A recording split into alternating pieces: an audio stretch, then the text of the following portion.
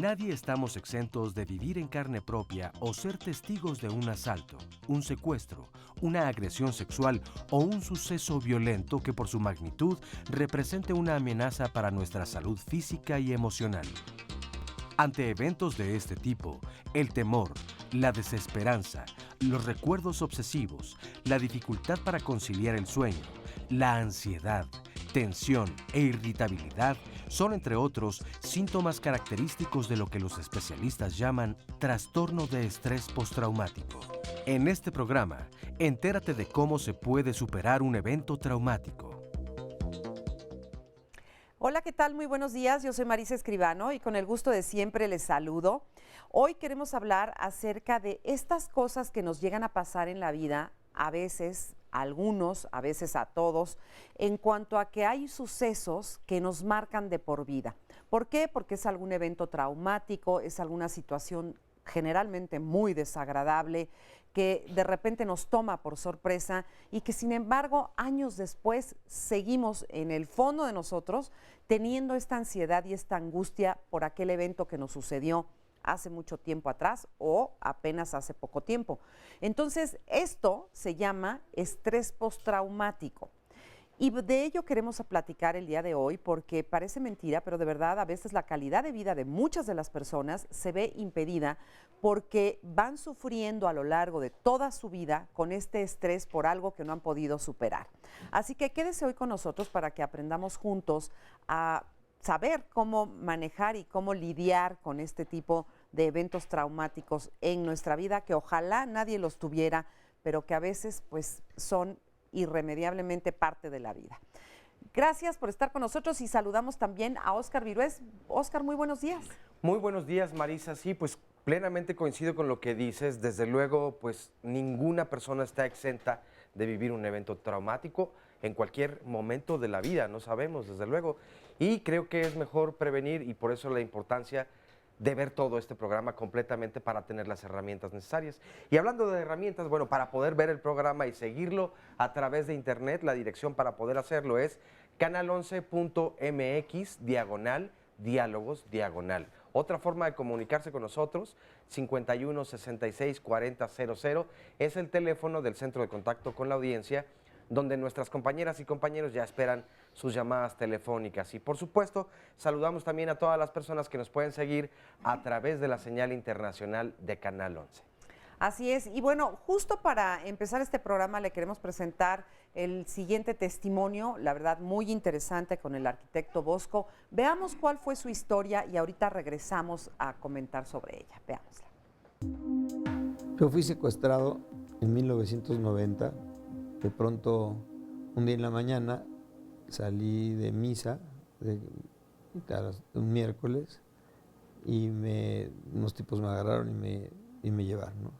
Esta fue una historia que duró mucho tiempo, duró 9 meses.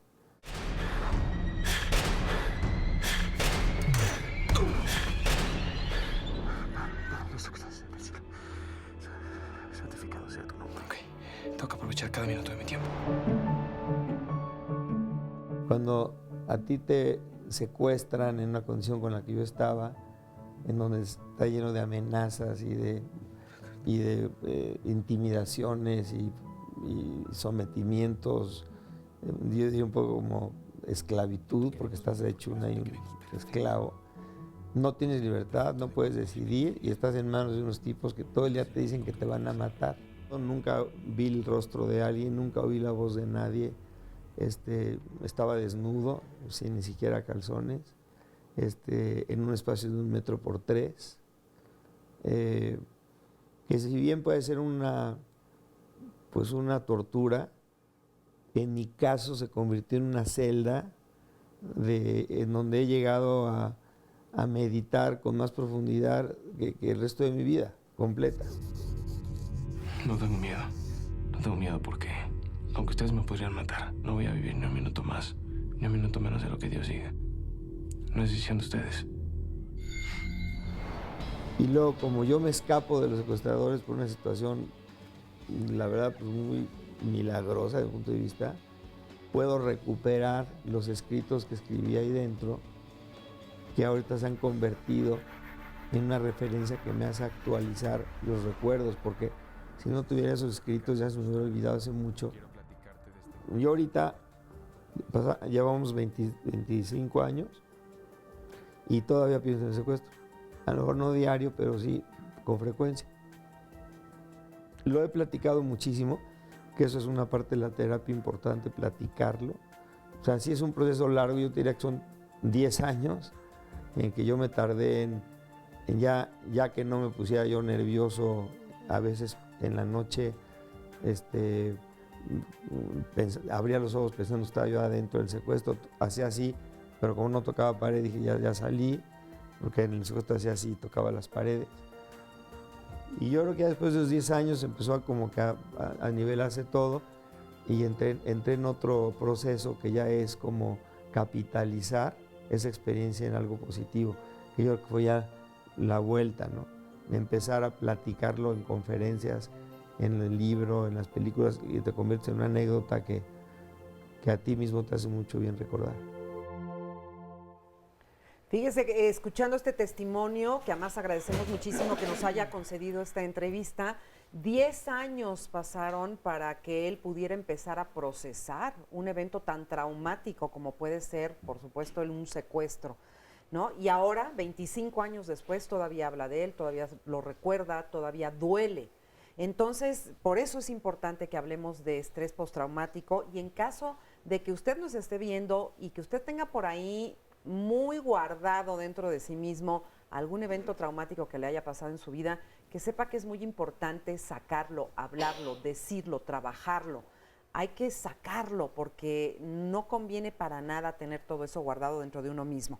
Déjeme presentarle a nuestros especialistas. Está hoy con nosotros Jorge Avia, es psicoterapeuta ericksoniano y director del Instituto Milton H. Erickson de la Ciudad de México. Bienvenido, Jorge. ¿Qué tal? Muchas Está gracias. también con nosotros Enrique González Ruelas, él es psiquiatra y psicoterapeuta cognitivo-conductual. Bienvenido, Marisa? Gracias. Enrique, muchas gracias. Miguel Marín Tejeda, doctor en psicología y maestro en terapia cognitivo-conductual. Buenos También días. bienvenido, muchas gracias. Y Esmeralda Arriaga Cruz, ella es psiquiatra de niños y adolescentes y es psicoterapeuta. Así que, pues todos ellos expertos en este tema que vamos a platicar el día de hoy. Bienvenida, Esmeralda, Gracias. muchas gracias. Y bueno, qué impactante este testimonio del arquitecto Bosco. Yo quisiera nada más, antes de que hablemos de eso, decir que además del secuestro, por ejemplo, ¿qué otros eventos son tan traumáticos que nos pueden dañar así como lo acabamos de ver en este caso? Está, por ejemplo, pues también los asaltos, ¿no? Agresiones, desastres naturales, ¿no? ¿Qué más? Violaciones, abuso sexual, Muertes Abuso violentas. económico, abuso laboral. ajá, muertes violentas. Para que nosotros consideremos un evento como un evento que se convierta en un trastorno por estrés postraumático, el evento o los sucesos tienen que afectar realmente la vida y la integridad física de las personas. Okay. O sea, puede ser un secuestro, una violación, cuestiones de terrorismo, tortura, la prostitución, la trata de blancas. En los niños pequeños, por ejemplo, no solo el abuso, sino el que ellos estén teniendo contacto inapropiado con material sexual que no es apto para su edad. Uh-huh. Eso también causa estrés postraumático. Claro, claro. Sí, porque Puede causarlo, que hay que decir también, Exacto. que puede causarlo, no necesariamente Sí. se produce. Y como dice Esmeralda, tiene que ver con una situación suficientemente grave que el sujeto interpreta como que puede perder la vida, no necesariamente tiene que estar en peligro. Claro, o sea, tú te sientes amenazado de tal forma que eso después te afecta a la larga, ¿no? Claro. Hay otro elemento, aparte de lo que ya se ha comentado, Sí. que tiene que ver con que la persona reacciona con horror o desesperanza intensos. Es el primer criterio diagnóstico. También quiero introducir un tema importante. Al hablar de categorías de eventos traumáticos, la nueva clasificación en términos de la teoría sobre el tema identifica lo que es un evento traumático impersonal y uno que es interpersonal, lo cual significa que el impersonal tiene que ver con eventos naturales o donde no hay un victimario, no hay una relación víctima-victimario, pues valga la redundancia, y en el otro es cuando precisamente se da esta relación. Entonces eso marca una diferencia en cómo se desarrolla el trastorno. Entonces a partir de ahí se puede considerar un grupo amplio pues de posibles episodios que puede ser desde algo evidente como lo que ya se ha mencionado, una agresión como la que sufrió la persona del testimonio, las violaciones, pero también el espectro es tan amplio que pensando por ejemplo en niños y adolescentes, que es a lo que más me dedico en la práctica privada y en la enseñanza, por ejemplo la ruptura de un vínculo en un niño de 5 años, quiero decir por ejemplo la separación de su madre, o la muerte de su madre, eso también es un evento traumático. Claro, por supuesto. Claro. Y como decías, Marisa, eso queda en la historia de las personas. Sí. Algo que es importante es que estrés postraumático quiere decir desgaste físico, emocional, relacional, que es derivado de sucesos. Trauma es impacto, que impactan, golpean a la persona en lo emocional, en lo físico, como decía Miguel, en lo relacional, de lo que se es testigo, como dice Esmeralda. Y la consecuencia depende de la sensibilidad personal. Y esto es muy importante para el tratamiento. Entonces, es la integridad física, pero también la integridad emocional y la integridad es que como en persona. realidad el trauma tiene que ver con la ruptura de las barreras psíquicas que tiene la persona para defenderse contra esa demanda que es excesiva. Y fíjate, déjame, si quieren, ahorita todo el programa vamos a estar hablando acerca de eso, pero me gustaría relacionarlo un poco con lo que acabamos de ver del testimonio, digamos que sufre un secuestro, que dice, imagínate lo que es que además, psicológicamente lo que te hace además estar sin ropa, dice sin calzones absolutamente, lo vulnerable que te vuelves, la angustia que debe ser eso, y él hace o crea unos mecanismos de defensa que le ayudan a resistir, ¿no? Por supuesto. Ahí, por lo menos en ese momento. Platíquenme un poquito de esto. Sí, porque como dijeron, como dijo Jorge, el trauma no tiene que ver solo con que el personaje una persona se enfrenta a un evento traumático. Hay una serie de características que lo van a llevar a romper con esas barreras, que rompa las barreras. Uno, sí tiene que ver con la categoría del trauma, uno. Dos, ¿cuál es la estructura psíquica? Es decir, la manera de la que está hecha la persona y la vulnerabilidad. Entonces, este testimonio es interesante porque es el testimonio de muchos testimonios que nosotros tenemos en la consulta, que tiene que ver con cuáles son tu estructura biológica que te hace soportar un trauma tan severo como un secuestro en este caso. Y como esos hay un montón de ejemplos en la historia de la psiquiatría, en la historia de la humanidad. Bruno Bettelheim, fue un psiquiatra que estuvo en campos de concentración, que también hizo toda una recreación de su mundo interno para soportar el mundo externo. Viktor Frankl, que es otro psiquiatra que padre de la logoterapia, que también estuvo en campos de concentración y que él decía que lo más importante era conservar ese mundo interno. O sea, ¿qué hace este ejemplo? Es eso. O sea, recreó hacia afuera ese mundo interno que lo contiene y lo conserva en medio de una circunstancia absolutamente amenazante de la vida en términos reales. Oscar. Mira, agradezco mucho a María de Lourdes Telles que nos comparte esta llamada y se me hace muy importante. Viví un evento traumático hace 15 años. Mi hijo se llama, bueno, pone 15, no especifica si son años o qué, porque más adelante corrige un poco. Mi hijo se llama José Eduardo Toledano Telles. Las autoridades lo confundieron con el delincuente llamado José Toledano Sánchez. Mi hijo lleva 6 años en prisión. La PGR me comenta que ya mandó la documentación sobre el verdadero delincuente, antisecuestros, y así mi hijo pueda salir libre. Por tal situación me mandaron antidepresivos. Sin embargo, opté por ya no tomarlos y preferí hacer ejercicio. Solicito que por medio de ustedes me pudieran ayudar, tal vez de forma psiquiátrica. Y yo lo comento por 2 cosas. Veíamos el testimonio y entonces, como tú bien destacabas, él hace algo para comenzar a trabajar, como para comenzar a activar esta resiliencia. Ella de alguna forma también se atiende, evidentemente reacciona, pero suspende también el tratamiento.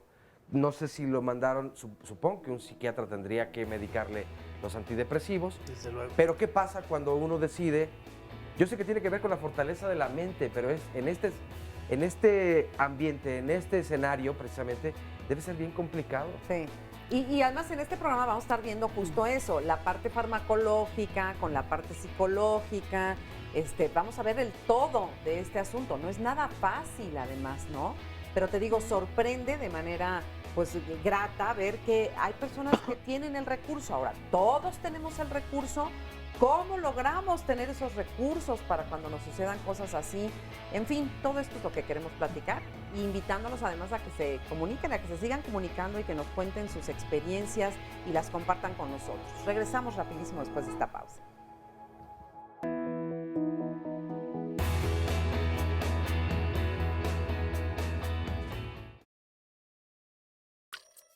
En una ocasión mi esposo se paró en una gasolinera para echarle gasolina al carro y se atravesaron unos chicos, venían como 20 muchachos y muchachas, y al atravesarse pues casi les pegamos. Entonces se bajaron todos, sacaron a mi esposo, a mí me sacó una muchacha y me pegó, me rasguñó la cara, bueno, varias muchachas, y a mi esposo le pegaron hasta que se cayó y la cosa fue traumática porque pues yo me acordaba de cómo era la ira de las chicas, le digo, tú puedes ser mi hija, ¿cómo me haces esto, no? En el 99 sufrí un robo con violencia, me robaron mi carro a punta de pistola. Y fue pues bastante traumático, tanto físico, emocionalmente, económicamente, moralmente. A la edad de que fue 6 años, iba con la bicicleta así a todo lo que da. Y tenemos la costumbre de los niñitos de subir los pies a lo que es la parte de la bici. Y me empecé a marear y me caí, el hueso de mi brazo izquierdo se salió totalmente, así como una astilla quedó.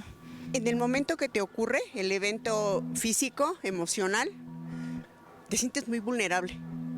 Y posteriormente esto te deja una huella emocional en cuanto a que en determinado lugar ya se ha hecho el evento emocional o físico, lo asocias, se detona y lo vuelves a recordar, ¿no? Y te sientes ¿qué va a volver a suceder? He tratado de olvidarla y de superarla. ¿Cómo? Pues olvidándome de esa situación tan difícil que tuve que pasar y viendo hacia adelante solamente. Sí pegó muy duro, no me pude recuperar hasta de 3 años después para volver a comprar otro auto, o sea, fue muy difícil la situación. Yo no tolero entrar a un hospital y ver a alguien lastimado o alguien con un yeso o alguien que trae collarín. La verdad a mí sí me da mucha cosa estar ahí. Pues que yo haya acudido a alguna ayuda profesional, no. Esto ha ido con el paso del tiempo, ¿no? En lo que lees, escuchas. Mi nombre es Susana Laureano. Soy mexicana, pero resido en el estado de Israel desde hace 3 años. Te puedo compartir que el año pasado, aquí en el estado de Israel, tuvimos una guerra. Fue una guerra en donde desde Palestina nos estuvieron atacando.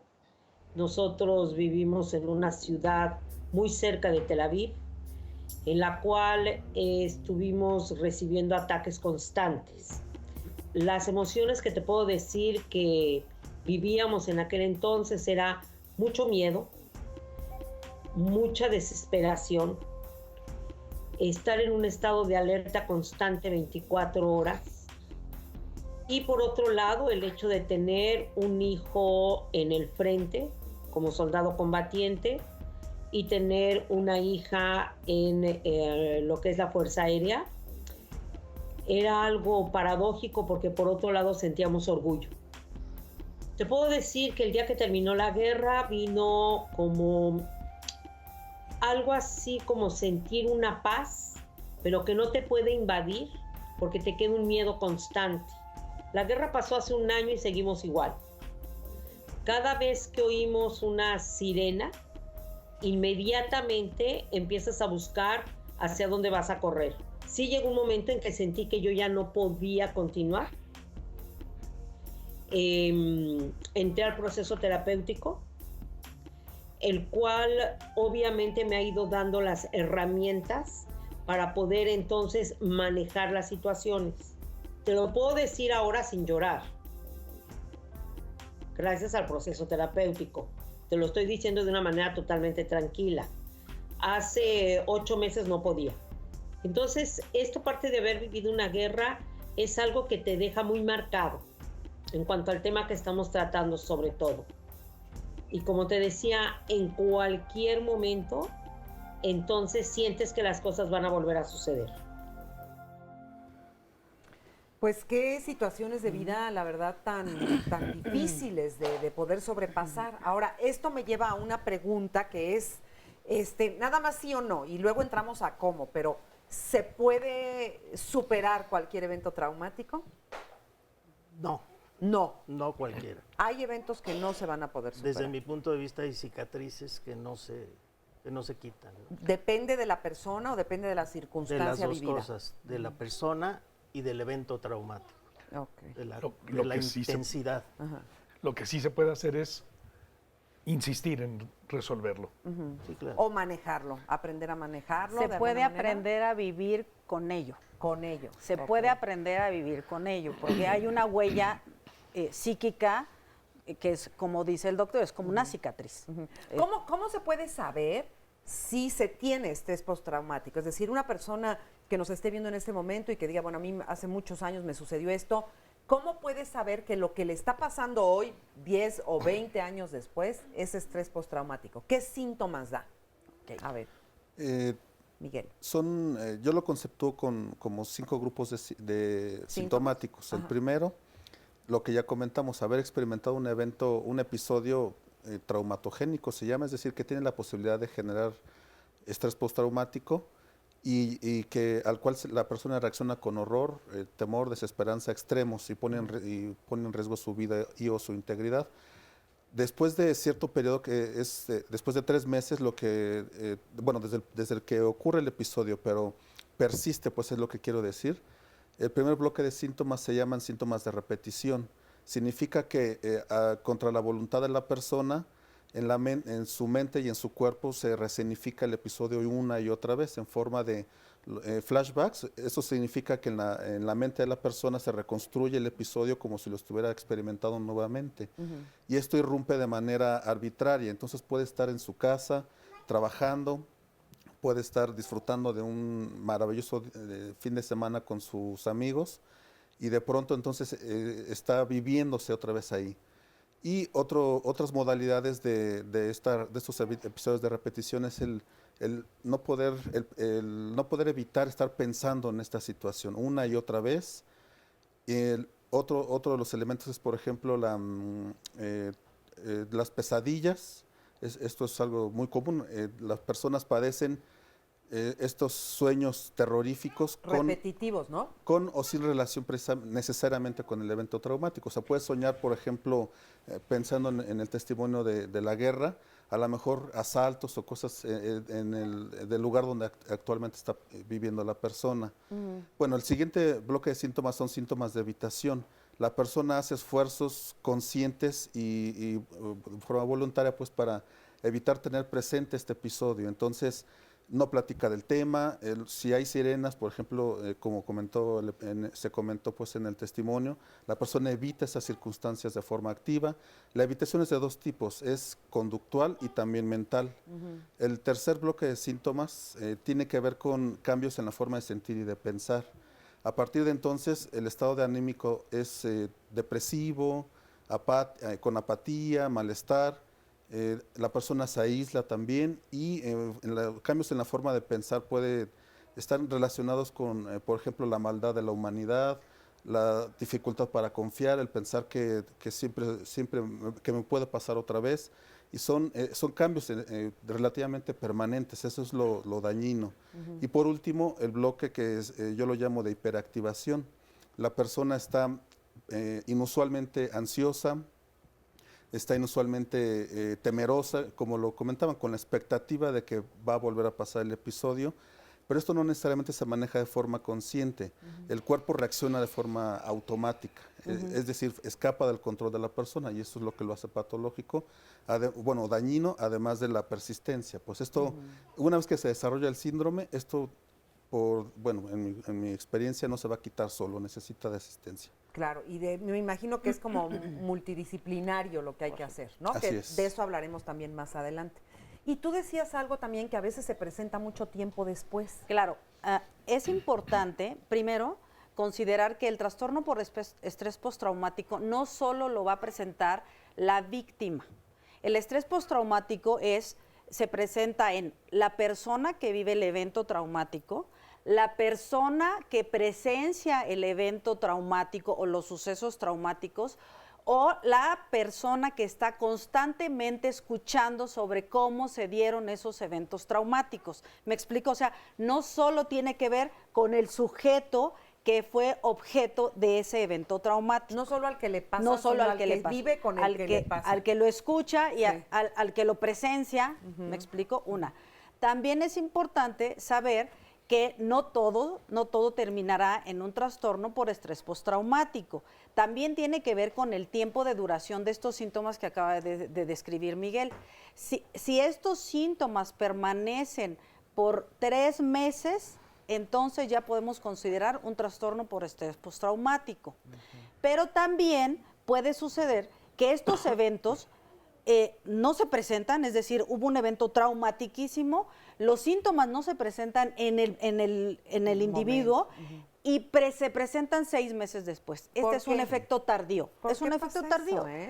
Hay que, creo que una precisión importante para todo el público es hablar de trauma. Como es una palabra muy coloquial, pensamos que todo lo postraumático es cualquier susto o cualquier situación difícil. Trauma quiere decir golpe, quiere decir choque, quiere decir ruptura, ¿no? Postraumático evidentemente se refiere a eso. Sin embargo, hay el estrés agudo, el trauma agudo, que cuando recibes el evento, a partir de ese momento tienes todos los síntomas. Y cuando los síntomas se presentan meses después, se llama postraumático. Cuando la persona recibe todo ese golpe psicológico, emocional tan fuerte, echa a andar sus mecanismos de defensa y trata de contenerse. Esa contención es tan eficiente en ese momento, pero posteriormente debilita las defensas y vienen todos los síntomas. Eso aparece de 3 meses en adelante. ¿Sí? Cuando es inmediato se llama estrés agudo.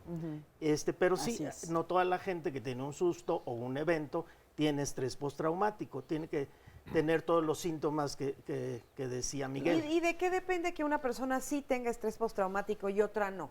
Los seres humanos básicamente respondemos a sucesos dolorosos de la vida de 3 maneras. La primera es en el momento nos dejamos sentir y vivimos el dolor, el sufrimiento, la desesperanza, y entonces ahí es fácil identificar que hay un problema y se correlaciona con lo que sucedió. Sin embargo, como decía muy acertadamente Enrique, en algún momento dado la gente puede trascender eso y entonces hay otro tipo de respuesta que es que sucede por episodios. De repente alguien tiene respuestas desproporcionadas para lo que está sucediendo. Y entonces la familia, que también vive estrés postraumático, no entiende qué sucede.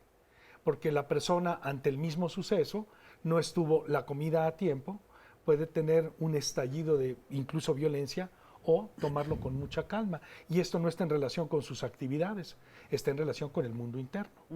Entonces, ese es otro tipo de presentación. Y la última, que es común a todos los seres humanos, es que aquello pasó y aparentemente no dejó huella. Como decía Esmeralda, ahí está la cicatriz. Y a veces, justo cuando estamos muy bien, es cuando el aparato de las emociones, que nosotros llamamos aparato psíquico, aparato del alma, ve la oportunidad de decir, ay, hablando de tu servidor, Jorgito, tienes un pendientito por ahí que ocurrió hace 17 años, ahí te va para que lo resuelvas. Y entonces empiezo a tener pesadillas o empiezo a tener evitación o algunas otras repeticiones y no encuentro una razón. Y precisamente es porque simplemente es el momento en el que mi mente me permite, dado que todo está bien, revisar lo que tengo que resolver en el mejor de los casos para trascender y poder seguir adelante. Claro. Ay, Yo sí. quiero- A ver, tenemos algunas llamaditas nada más para ir ahí compartiéndolas porque son muchísimas. Son muchísimas, se lo agradecemos mucho a todas las personas. Nos dice Nadia, feliz, feliz. Y para una niña de 4 años, vivir un accidente de transporte público entre gritos y ruidos, al final es un estado emocional fuerte para ella. Lo recordaba a detalle. Tanto es el miedo, en decir que no quiere ir a la escuela. Ya no te subas a esa combi fea y no quedarse ya sola ni un minuto. Yo como mamá, pues vivo un estrés terrible. Y junto con mi niña, pues peor. Porque son muchas cosas las que pasan por la mente y en un solo segundo. Como medida rápida, ¿qué podemos hacer? Esto fue ayer solamente, pero ya está viviéndolo de forma muy intensa, porque lo tiene muy reciente, evidentemente, y una niña. Eso me lleva a preguntar, ¿qué pasa? ¿Lo viven diferentes hombres y mujeres? Y depende de la edad también se vive diferente. Ya nos decías, evidentemente, que también tiene que ver con el evento, pero la personalidad, pero si ser mujeres u hombres o depende de la edad. Pero ese caso es agudo, ¿no? Es la presentación inmediata de los síntomas, es diferente del estrés postraumático. Y mi intención al marcar que no es lo mismo tener un impacto psicológico cualquiera que tener por estrés postraumático, habla de intensidad precisamente, ¿no? Claro, Cuando es pero, sumamente por intenso supuesto, y entonces no permite al sujeto su funcionamiento habitual, porque si se lo permite, quizás no pueda ser categorizado como estrés postraumático. O sea, el estrés postraumático es paralizante, casi. Sí. Por supuesto. Pero sí habría que hacer algunas acotaciones al caso de esta niña de 4 años, aun cuando el evento haya sucedido ayer, en términos de desarrollo sí hay una serie de diferencias que se tienen que tomar en cuenta por los sistemas que todavía no están maduros, como el sistema inhibitorio del miedo, por ejemplo. O sea, Entonces, que los niños lo viven distinto. Claro. Ajá. Rápidamente vamos a ir a corte. Ok, perdón. Respecto al comentario precisamente, al hablar de estrés postraumático no hay que perder de vista que hablamos de un trastorno crónico. Por crónico significa que puede perdurar muchos años. Te interrumpo ahí tantito para que lo sigamos platicando. Ahorita vamos a hacer una pausa rápidamente y regresamos a seguir comentando esto que parece sencillo, pero es muy complejo. No se vayan. Yo fui secuestrada hace 12 años, yo estaba estudiaba psicología. Fue un secuestro breve, fue un secuestro habrá durado unas 3 horas. Iba yo caminando en la calle, había caminado yo creo que una cuadra y media, cuando una persona en un coche me tomó por la espalda con una pistola y me subió al carro. Me tapó los ojos, me pidió que me agachara en la parte de enfrente del carro y estuvimos dando vueltas. Fue un secuestro muy poco común porque fue un secuestro por un fetiche sexual. Fue una persona con un fetiche con los pies y entonces me secuestró como para hacer uso de mis pies durante varias veces mientras se masturbaba y demás. Recuerdo que de los momentos más difíciles de manejar fue cuando me pidió que me acostara, subió mis pies sobre sus piernas y me empezó a quitar los zapatos y los calcetines. Dije, esto va a ser terrible, ¿no? Yo ya me imaginaba en una violación. Llevábamos como 3 horas dando vueltas. Me baja del coche, me pone de espaldas a él, de frente a una pared, y me decía que si volteaba, me mataba. Pasó el tiempo, nunca pasó nada. Escuché que se alejó un carro y Cuando volteé ya no había nada, estaba yo sola, ¿no? En el pasto mojado, digo que había llovido, era de noche. No traía ni teléfono, no traía nada, porque yo iba a hacer algo muy corto, ¿no? A unas cuadras de la casa. Un señor estaba pidiendo unas pizzas, se le estaban entregando y le pedí que por favor me dejara entrar, que me acababan de secuestrar y que necesitaba comunicarme con mi familia. Y ya pude entrar, hablarle a mi familia. Llegaron mis papás, me subí al carro y fue como, no sé, como si no hubiera pasado. La verdad es que me costaba mucho trabajo entenderlo. No quería platicar mucho, ¿no? Les conté como rasgos muy generales qué fue lo que pasó. Y los días posteriores, cuando tenía que salir, me sentía muy desconcertada, me daba mucho miedo salir a la calle, sobre todo de noche. Me daba mucho miedo caminar sola, me daba mucho miedo cuando cualquier persona se acercaba. O sea, yo sentía que algo me iba a hacer, que algo iba a pasar. Yo también tenía sueños, ¿no? Como que recordaba como partes del proceso. No soportaba que nadie me tocara los pies. O sea, verdaderamente era súper desagradable. Yo estuve un buen tiempo en psicoanálisis y tratamos de trabajar ahí varias cosas, pero bueno, después me di cuenta por una plática que hubo en la escuela de un especialista en trauma, que lo que yo tenía era trastorno estrés postraumático, que sí lo había desarrollado, ¿no? Por los síntomas que tenía, por el miedo que tenía, por la hipervigilancia, porque había momentos en los que recordaba muchas cosas, ¿no? Por los miedos que todavía tenía muy instalados. Entonces ya hasta después que en la especialidad y con la técnica de EMDR pude reprocesarlo. Verdaderamente sentí que me liberé, fue como si hubieran quitado una carga encima. Me sentía más tranquila, me sentía más confiada, me sentía con la capacidad para hacer las cosas de nuevo con seguridad. Cuando ya tienes el estrés postraumático, el trastorno de estrés postraumático instalado, no se cura solo, necesitas ayuda. Qué importante esto que están diciendo, necesitas ayuda, ¿no? Y bueno, acabamos de ver lo que le pasó a esta mujer y cómo a partir de ese evento no soportaba que nadie le viera o le tocara los pies, ¿no? Entonces, a veces uno puede vivir así por mucho tiempo. Hay que recibir ayuda. Sí, sin embargo, bueno, ese síntoma de que nadie me puede tocar los pies, realmente se puede vivir con él. Sí. A mí casi nadie me agarra los pies, ¿no? Entonces no es un tema de todos los días. No estoy diciendo que sea o que no sea trastorno por estrés postraumático, pero sí es importante. A mí me interesaría mucho, así como nos interesa que la gente sepa de estrés postraumático, también me interesaría mucho que la gente entienda que no todo es estrés postraumático. O sea, hay muchos eventos. A mí si me asaltan, voy a andar con miedo, pero no es estrés postraumático necesariamente. Y algo interesante que ya vale la pena decir, que mencionó la paciente o la chica esta, es que entró a psicoanálisis. Yo no recomendaría psicoanálisis para este caso en particular, para el trastorno por estrés postraumático. Hay otras técnicas mucho más eficientes.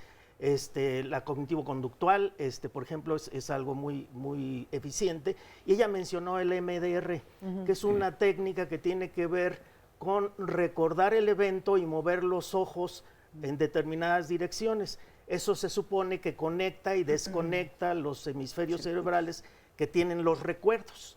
Y entonces, gracias a eso, va desensibilizando al sujeto y lo vuelve a reintegrar a su vida. Sirve. Sí, sirve. Sirve. Sí. Sin embargo, en México hay muy pocos que lo hacen bien. Sí. Okay. Ahora, yo también quiero hacer una acotación al doctor, y es que es importante. Voy a hacer un ejemplo como el que hizo Jorge, porque es muy didáctico y tiene que ver con la diferenciación entre un proceso o un trastorno adaptativo y un trastorno por estrés postraumático, doctor.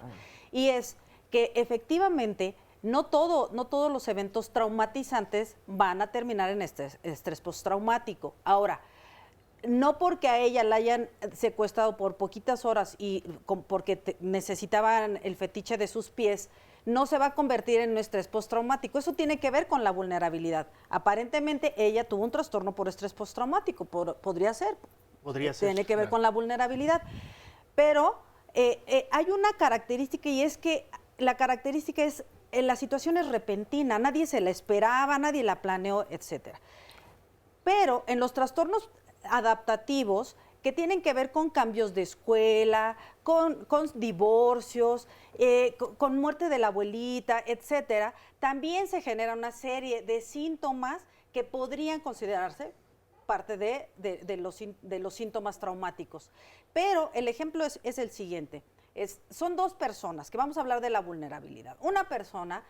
Dos personas que van en un microbús al que se suben unos asaltantes con pistola en mano, asaltan el microbús, les quitan todo, les dicen, los amenazan, ven cómo golpean a alguien y acaba el evento. Una de esas personas regresa a su casa, se angustia, sigue llorando, se la pasa llorando, ya no quiere salir de su casa, piensa que lo van a asaltar, empieza a tener pensamientos y se asoma por la ventana y dice, no, es que a lo mejor se van a meter a la casa, deja de comer, está constantemente llorando, piensa que todo el mundo es un asaltante, etc.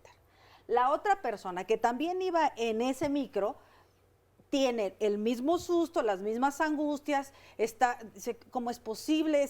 Me asaltaron, está muy asustado, pero con el paso de los días dice, bueno, pues la vida tiene que seguir, yo me tengo que volver a subir a un micro porque no tengo carro, y ahí se acaba el asunto. ¿Me explico? Ahí hay una diferencia y tiene que ver con la vulnerabilidad. ¿En qué se va a convertir uno u otro? ¿Qué se va a quedar en un trastorno adaptativo? ¿Y qué se va a convertir en un estrés agudo? ¿Y qué se va a convertir en un trastorno por estrés postraumático? Sí tiene que ver también mucho con la vulnerabilidad. Depende de lo que decías tú, depende de tu madera, depende de cómo, de qué tan fuerte eres por para dentro. Soportar y de la respuesta del medio. Y de la respuesta del medio. Es que hay dos formas de verlo. Hablamos de vulnerabilidad cuando hablamos de debilidad. Yo también hablaría de lo contrario, de fortaleza. Entonces, claro, a eso me refiero. Es un poco lo mismo, estructura ¿no? ¿Qué tan psíquica. fuerte eres? ¿Qué tan buenos mecanismos tienes para manejar tu ansiedad? O qué tan malos, ¿no? Y eso depende también de cómo creciste en tu infancia, de la contención que te dieron tus padres, lo cual me lleva rápidamente, porque se nos va a ir, si no ya se nos está olvidando, la chiquita esta que nos estaba diciendo Oscar Virués, que sufrió también un evento traumático, ¿no? Y que tú le querías dar un consejo a la madre. Bien, primero es importante tomar en cuenta la edad del paciente. A los 4 años, un niño recién acaba de culminar sus procesos de separación e individuación, es decir, ya está perfectamente separado de la mamá, tiene la seguridad de la figura materna, no la necesita físicamente para sentirse seguro, etcétera. Pero entonces se meten al micro y los asaltan, es decir, esa niña tiene una experiencia traumática temprana en donde de alguna manera percibe que puede tener una pérdida, ¿me explico? Entonces, en realidad, como este es un suceso muy reciente, nosotros no vamos a saber en qué acabó. Sí está presentando síntomas de estrés agudo, por supuesto. No quiere salir, no se quiere subir al micro, etcétera. Primero, en este programa nosotros no vamos a dar un proceso terapéutico, lo que sí es que le recomendamos a la madre que acuda con un especialista para que evalúe qué tanto fue afectada su aparato psíquico de esta niña. Hay muchos sistemas neurológicos que no están consolidados en los pequeños, que tienen que ver con la defensa ante situaciones estresantes. Pero si algo rápido puede hacer, lo mejor es que sigan hablando del asunto, que finalmente no pasó de ahí, que ellas están bien. La niña le vendría muy bien empezar a jugar sobre el evento, que de hecho lo hacen, no es que uno se los proponga, los niños empiezan a revivir el evento a través del juego, empiezan a usar algunos elementos como elementos catárticos. Entonces, a través del juego podría ser un elemento como lo más rápido. Pero hay un problema ahí también, muy importante. Un niño de 4 años no sabe qué tan peligroso es lo de afuera. Voltea a ver a su madre y dependiendo de la cara de su madre y de la angustia de su madre, es la angustia que recibe. Entonces, si la mamá no se atiende, que es los casos de angustia de separación, o sea, la angustia es de la mamá, no tanto de la niña a los 4 años. ¿Sí? Aunque sí puede darse. Puede ser un evento traspasa, ¿no? Por decirlo de alguna manera. Por supuesto. Y tenemos muchas llamadas más, ¿verdad? Muchas más. Nos dice Suandi Coneja Olín. Cuando yo tenía 14 años tomé un taxi y el conductor me asaltó, me puso una pistola en la cabeza y todo el tiempo me dijo groserías y no paraba de repetir, aquí te trueno. Me quitó todos los anillos, dinero y hasta la mochila. Me llevó cerca del metro Río de los Remedios y me empujó. Le doy gracias a Dios que no me violara. Pudo haber sido peor, desde luego. Dice, ya lo superé, pero actualmente en los taxis, ya sea de sitio o de base, me siento siempre solamente en la orillita y mi mano está encima de la manija de la puerta para que en cualquier momento la abra y pueda salirme. Pero ya no lo puede controlar. o bajar el vidrio cuando menos. César Augusto López dice que necesita ayuda para una amiga porque vivió un abuso sexual. Y decía que ella era muy alegre y a partir de ese evento evidentemente cambió mucho y ahora constantemente está deprimida, el carácter le ha cambiado, está triste, en fin, que cómo puede hacer o qué puede hacer para darle prestarle ayuda. Diana, mi evento más fuerte fue ver a mi madre gritar de dolor a causa del cáncer y no poder ayudarla, el pedirle a Dios que la dejara morir y cuando sucedió ver su rostro joven aún y sentir que yo pude haber hecho mucho más. Ahora nos dicen si esto forma parte de un estrés postraumático o es un duelo como el que también nos comparte en otra llamada que ahora les leeré. Pero Rodolfo Reyes dice, nadie está preparado para manejar el estrés, depende de nuestra formación y de nuestra familia. Jesse, a mí me asaltaron el 21 de enero de este año, fue a la puerta de mi casa y no solo fue lo material, fue el pánico que vivía al salir porque recordaba hasta el olor de esas personas y esto me ocurrió cada noche al llegar de trabajar, me sentía con pánico, tenía pavor de volver a verlos. Ahora, también la vulnerabilidad del momento donde te encuentres, es decir, donde haya ocurrido, es tu casa y si ahí te pasó, pues entrar a tu casa y descubrir que hay alguien que te está esperando, que es ajeno, evidentemente pues te sugestiona mucho más. Lucas Joacil, una violación después de 44 años es traumático, más a ver si te vuelve a pasar. Yo la verdad es que si algo así viviera, dice, me suicidaría. Las terapias de EMDR son muy efectivas para eventos traumáticos, nos comparte Gaby CF. Pablo Pani, saludos a todo el panel. A mí me pasó muy recientemente un accidente y me da insomnio últimamente y me desespero porque no encuentro la solución. Forma parte del estrés postraumático. Angelina Conde, a mí me afectó el trauma hasta muchos años después de manera muy fuerte que llevo 2 años en tratamiento. Nos dice Leticia Ángeles, hace 2 años mi hermano tuvo un accidente, solo vi la ropa, pero desde entonces me pongo muy nerviosa al ver la sangre. Chocotroco 17, viví un robo con violencia en el Distrito Federal, nos escondimos, después de muchos años no me atrevo a entrar por la noche a ningún tipo de comercio. Tomás Mendoza pregunta, ¿cómo puedo superar mi estrés de no tener a mi madre a mi lado? Falleció hace 2 años.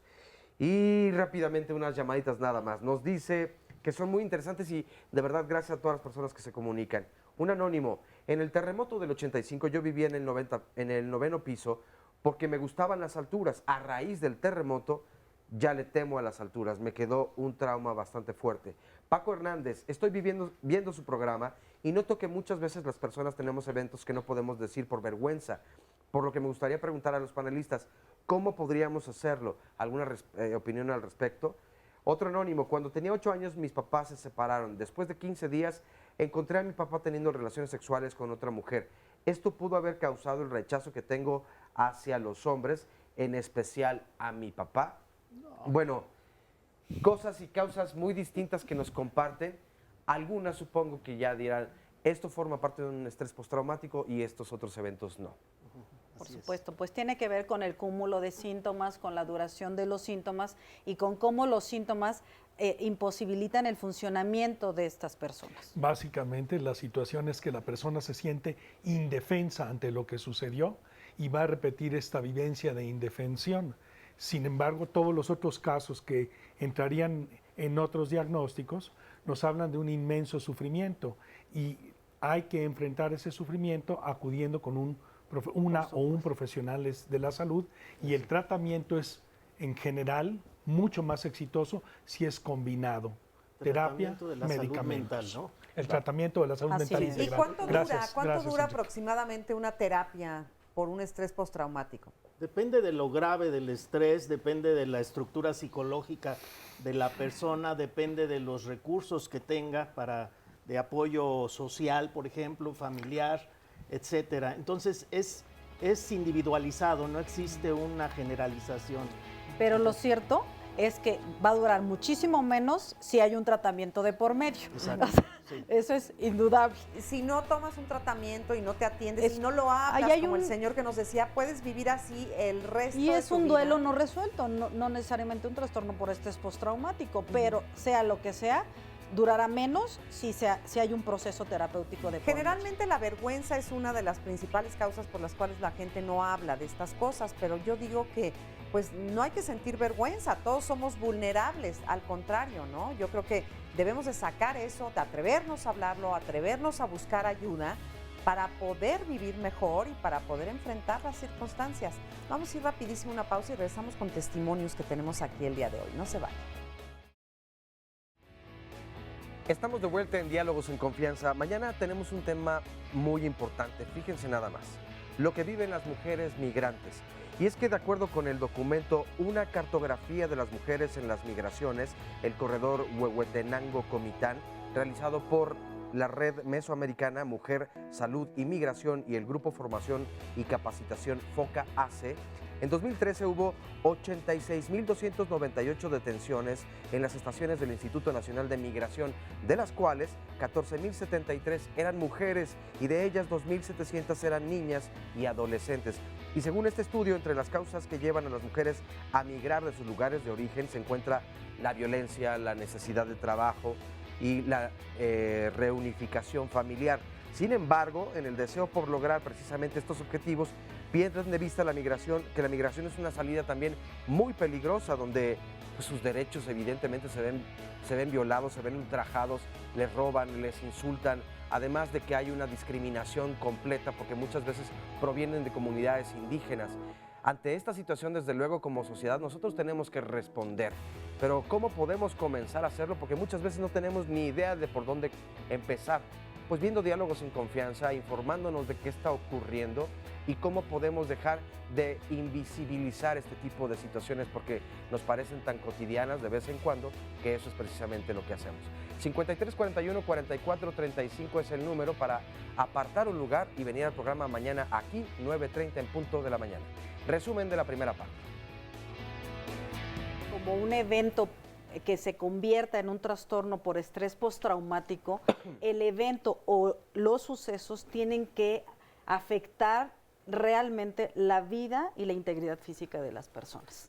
Puede ser un secuestro, una violación, cuestiones de terrorismo, tortura, la prostitución, la trata de blancas.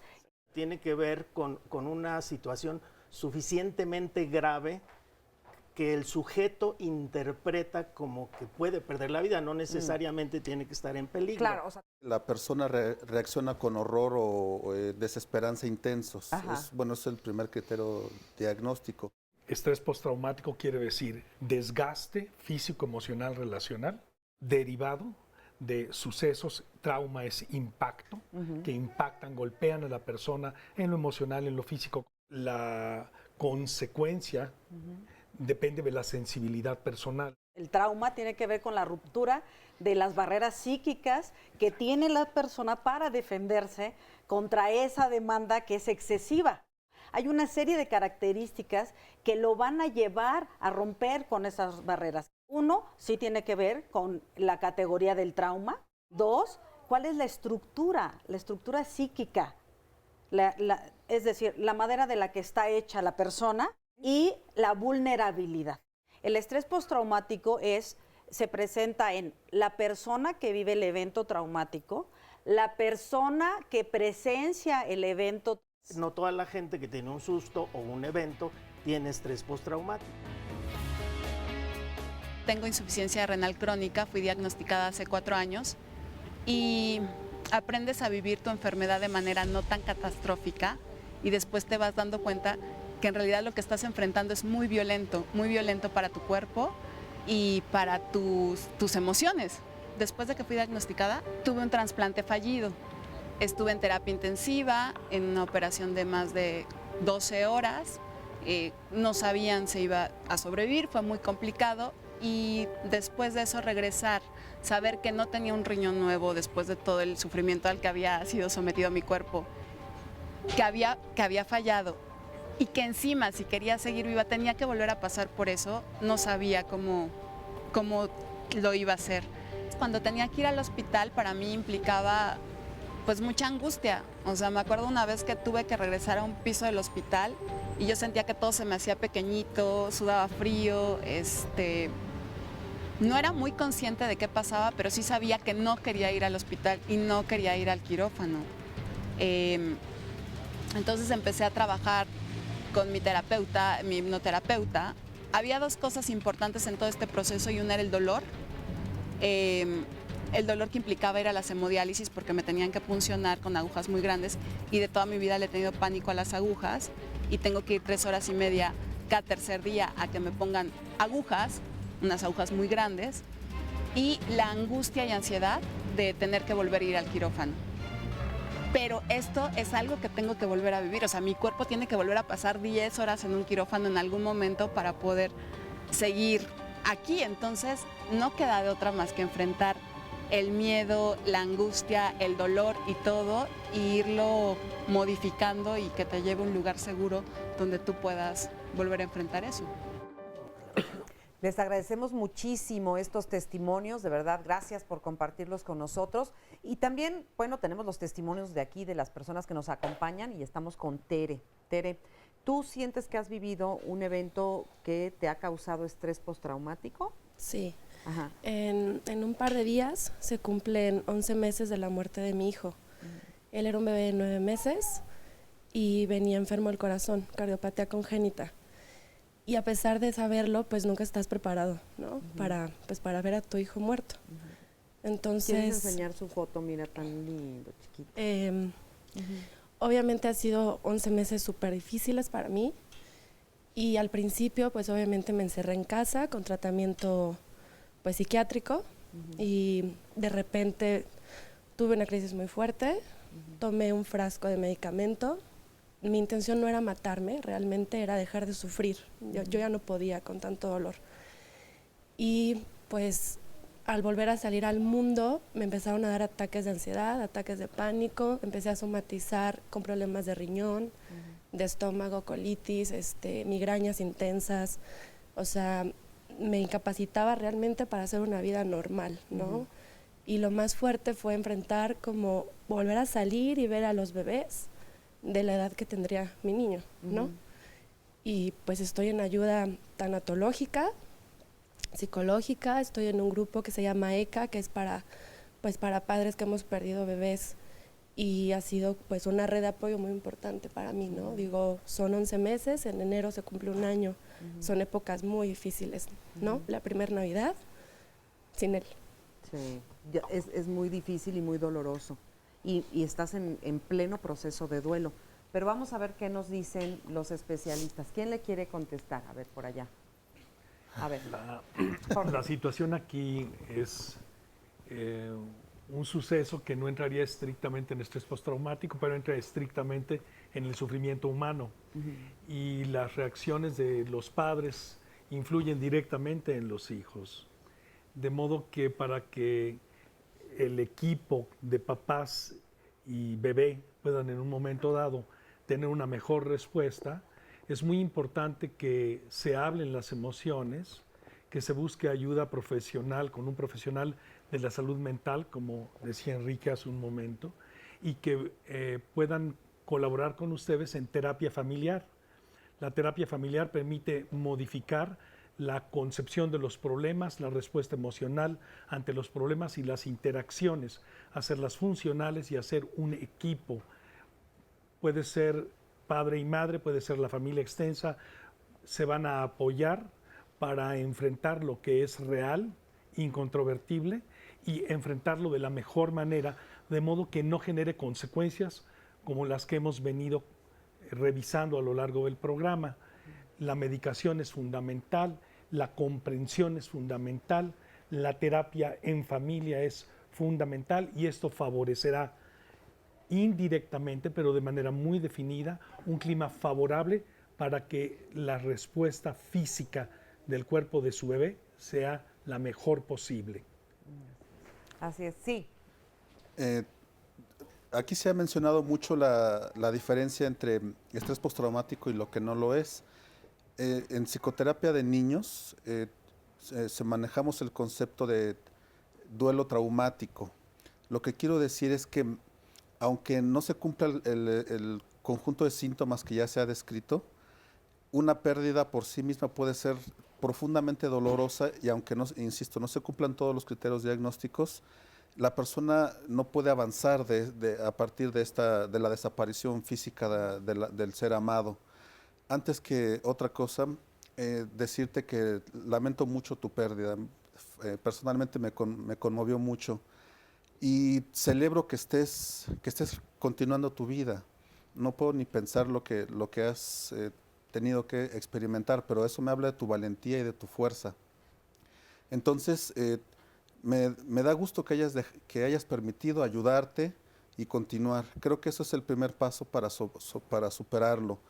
Y mi punto de vista es entonces, que la desaparición de una persona que amamos se puede considerar un evento traumático y puede generar una modalidad de trauma que puede impedir a la persona continuar con su vida. Entonces, obviamente lo que yo te quiero recomendar es que continúes en proceso, porque me parece que a pesar de este accidente de vida, de esta pérdida tan difícil, tú mereces continuar con tu camino. Eso y muchas gracias además por compartirlo. Gracias. ¿Sale? Muchas gracias. Además, el mejor aliado en el dolor y en el duelo es el tiempo. No porque el tiempo cure, sino porque uno mismo va viviendo un proceso que con el tiempo sana. Gracias. No, al contrario. Araceli, ¿cómo estás? Muy bien. Tú también tuviste una experiencia de estrés postraumático a raíz de una experiencia que le sucede a tu marido. Sí, él cae de la bicicleta, cae en la calle de Niño Perdido, en Zapotitlán, y yo lo traslado porque la ambulancia no me lo quiso trasladar, lo trasladó en un particular. Mi esposo llega caminando todavía al hospital de La Turba, el que está en Bosque de Tláhuac, y llego a urgencias y mi esposo lo meten para tomarle nada más signos vitales y de repente lo sacan. Y le digo, oiga, pero pues ya deténganlo porque pues, o sea, ¿cómo quieren que entre y salga si ya viene mal? Y me dice mi esposo, ya no aguanto las piernas, quiero vomitar. Y yo le decía, espérame, y ahorita te van a pasar. Y ya cuando pasamos, el doctor cruzado de manos y de pies, totalmente me dijo, ¿qué edad tiene? Y yo le dije 60 años, pero es un hombre, o sea, deportista, medita mucho, es un gran ser humano y tiene todo para salir de esto. Y me dice, pues para mí ya está muerto. Y yo me quedé así impactada, ¿no? Porque decía, ¿cómo? Si él todavía viene caminando hasta aquí, enfrente de usted, y usted todavía, o sea, ni le toca la nariz y me dice que ya está muerto, o es médico o es adivino. Y me dice él, pues lo lamento, es viernes, se cruza sábado y domingo, entonces hasta el lunes encontraré quien le haga un estudio, pero ese señor va de mal en peor, para mí está muerto. Y yo le decía, pues haga algo, o sea, es una urgencia, está vomitando sangre, está sacando sangre de la nariz. Y me decía, los enfermeros sentados en la camilla, ¿no? Y mi esposo quería acostarse. Y le digo, no, espérate. Y no hacían nada, los tres cruzados de brazos, y yo me quedé así, no puede ser lo que estoy viendo. Lo que estoy viviendo era como para grabarlo, y realmente grabarlo y guardarlo y demandar, ¿no? Pero créeme que en ese momento creo que fue el que menos favorable fue de elegir, de no discutir, de no alegar, y yo le prometí al creador que no iba a discutir, que no iba a alegar, pero que me ayudara a salir de esta situación a mi esposo. En ese momento me dice, si gusta, ahí hay una cama, una bata, acuéstelo, desvístalo y póngale la bata. Y así lo hice, quité la ropa, le pongo la bata, lo acuesto y mi esposo todavía estaba consciente y le digo, amor, siempre voy a estar contigo y hemos estado en las buenas y en las malas y así seguirá siendo. Y él me dice, mi amor, lo sé. Y entonces lo acuesto en posición horizontal y yo salgo a decirle a la trabajadora social lo que el médico estaba haciendo con mi esposo y conmigo, que no estaba haciendo nada más que cruzar los brazos y los pies. Y en ese momento me dice la trabajadora social, es que el doctor no le puede decir mentiras, madre, no le puede dar falsas esperanzas. En ese momento entra una trabajadora, una enfermera y me dice, el señor que usted acaba de meter está convulsionando. Y en ese momento mi esposo queda sin conciencia ya, o sea, ya queda dormido. Me trasladan. Y muere sí, poco después. me trasladan después de 7 horas al Hospital Balbuena y muere, después de ser operado, muere 11 días después. El de terapia intensiva, el doctor de ahí también fue muy cruel porque él dijo, él definitivamente va a morir, va a morir, va a morir, y cada visita que yo entraba era, va a morir. Y yo le decía, Señor, si yo no lloro o no me destrozo, es porque realmente la fortaleza que mi esposo creó en mí es la que yo le quiero transmitir. No crea que porque no lloro no me duele. Mas, sin embargo, este doctor todavía cuando muere mi esposo me dice, ¿sabe qué? Ya pasó lo que le dije, murió. Y le dije, sí, gracias por todo lo que hicieron humanamente posible. Y me dice, ¿y quiere despedirse de él? Y le digo, claro, es mi esposo, fue mi esposo. Y ya, total, muere. Sale el doctor, todavía burlonamente, el de terapia intensiva, y se burla de mí. Todavía va y me mira de arriba hacia abajo y se ríe de mí porque yo le decía que yo quería que mi fe fuera la que realmente resaltara en esto, ¿no? Araceli, después de haber vivido todo esto, ¿qué te pasó? Cuéntanos qué te pasó. El motivo por el cual él muere es por la caída de bicicleta. Yo cuando transcurría en el camino me daba mucho vértigo ver a las personas en moto o en bicicleta. Me daba mucho vértigo sentir esa emoción de verlos y decir, Dios mío, ¿cómo es que algo tan sencillo, pensamos que es tan sencillo, pero que puede ser tan mortal, ¿no? Aparte de eso, yo me tengo que cambiar de casa porque hasta el más mínimo tornillo me recordaba y me hacía llorar por él. Ahora también, otra cosa, yo me levantaba todas las noches, no podía dormir porque sentía como si estuviera encerrada en una caja funeraria, ¿no? En una caja de funeral, y entonces yo me despertaba súper exaltada cuando lograba empezar a quedarme dormida, y era así como un pavor, una fobia de abran puertas, enciendan luces, hagan ruido. Era algo terrible, ¿no? A mí me podía y me dolía en mi corazón el haberlo acostado y sentir como esa culpabilidad de decir, si no lo hubiera acostado y si hubiera reclinado la cama, tal vez él no le hubiera dado esa, ¿cómo se llama? Convulsión. Esa convulsión, ¿no? Entonces queda en mí ese sentimiento. Ahora paso en ese hospital y realmente lo que más pienso es decir, Señor, jamás permitas que yo llegue a un hospital y voy a ser muy fuerte para estar muy bien porque me lo merezco y porque él se lo merece y porque yo no quiero llegar a ese punto donde digan que no pueden hacer nada por mí. Vamos a ir a una pausa rapidísima y regresamos a comentar tu caso, que además también tiene que ver con una deshumanización de la medicina impresionante. Vamos a una pausa rápida y regresamos.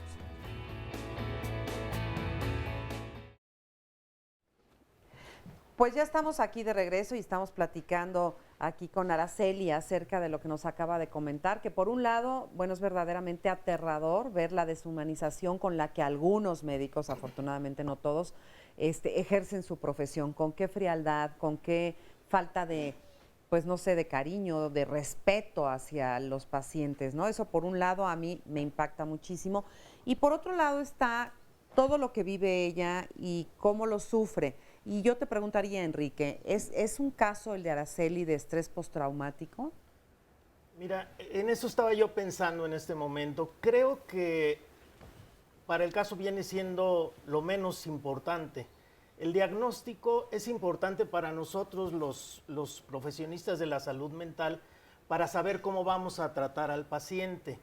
Para la gente realmente, y hemos escuchado muchos comentarios de gente que llama por teléfono, etcétera.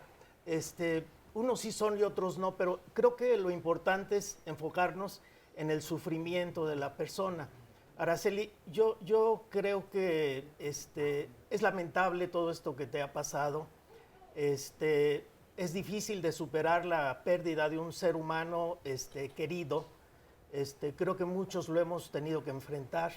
Es algo que tenemos que entender que es parte de la vida. Quizás aquí lo malo, lo que agrava la situación fue toda la circunstancia que viviste, esta crueldad o esta deshumanización de las instituciones, porque es más frecuente en las instituciones que habría que ver muchas aristas, ¿no? Sí está mal todo lo que te hicieron, pero también está mal todo lo que pasa dentro de los hospitales por falta de presupuesto y muchas otras cosas, ¿no? Lamento que haya sido, me da vergüenza que haya sido un médico el que te dijo eso. Yo como médico me avergüenzo de eso. Te pido una disculpa en nombre de los médicos, pero te invito a que a través de tu espiritualidad, que veo que es muy grande, logres entender este fenómeno humano que es la muerte. Un día tú y yo vamos a estar muertos también. Para allá vamos todos. Sé que se dice, sé que te lo han dicho muchas veces, pero hay que entenderlo. Y pues dicho sea también para nuestra anterior invitada, ¿no? Esto es algo que afecta, que trastorna y que a pesar de todo hay que seguir avanzando. Hay que acercarse con un profesional de la salud mental, que generalmente creo yo que somos un poco más humanos que otras áreas de la medicina, ¿no? Y que te ayuden, y los grupos también ayudan mucho, ¿no? Los grupos de personas que han perdido seres queridos, la tanatología, la terapia familiar, en fin, te pueden ayudar mucho a poder enmendar esta situación. Y además te invitamos luego a que te acerques y platiques con nuestros especialistas ya de forma más personal para que te puedan guiar de una manera más específica.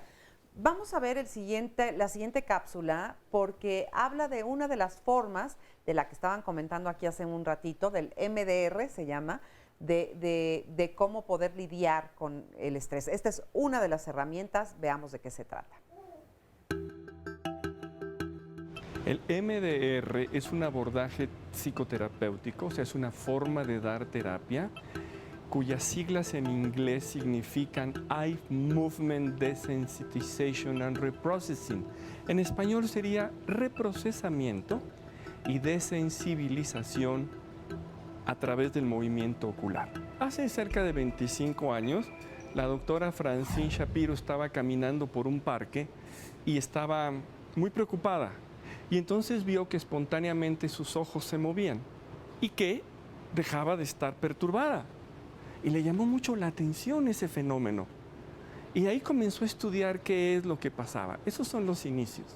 Ahora, no solamente es movimiento ocular. No es que cualquier persona, una u otra, se pongan a hacer esto. Eso es incluso muy delicado porque no sabemos el cerebro qué asociaciones haga y te puede llevar a memorias de la edad temprana muy perturbadoras que incluso puedas disociarte de la realidad. El estrés postraumático se debe a situaciones, a incidentes críticos que los seres humanos podemos vivir en cualquier momento de nuestra vida.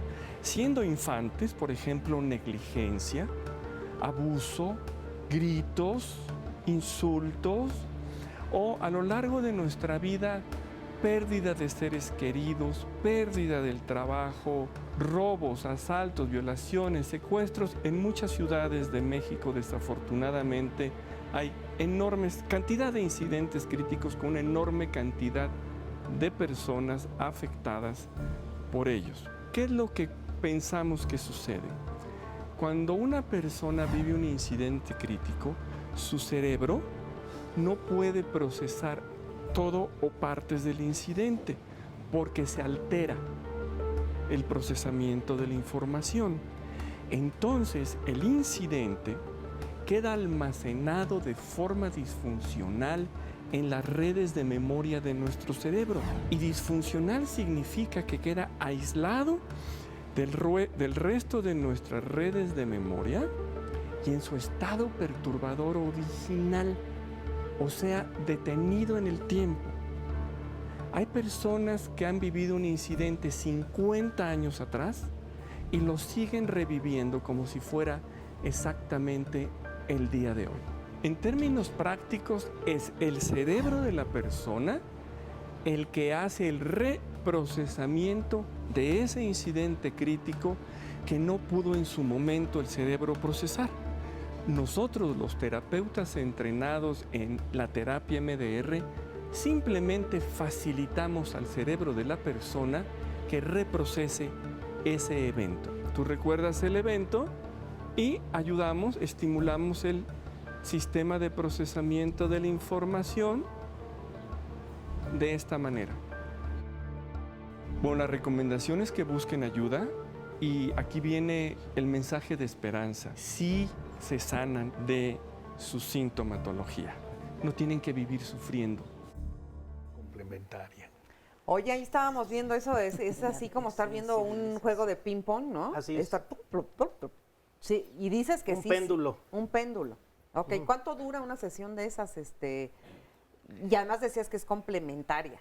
No, eso no te va a curar todo. Eso es parte de... Hay que diferenciar. Hay en la Organización Mundial de la Salud 400 formas de intervenir para resolver problemas humanos de actitudes, emociones, comportamientos, sufrimiento, desarrollo de habilidades. 400. 400. 200 son modelos de terapia formal tienen una serie de requisitos para considerarse terapia y siguen un proceso que puede ser de 5 a años, de 5 sesiones a años.